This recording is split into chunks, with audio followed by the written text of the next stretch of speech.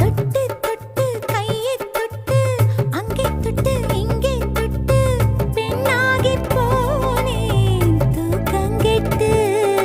சுட்டு சுட்டு தீயா சுட்டு நெத்தி போட்டு நெஞ்சில் பட்டு ஆணாகி போனே நாசப்பட்டு.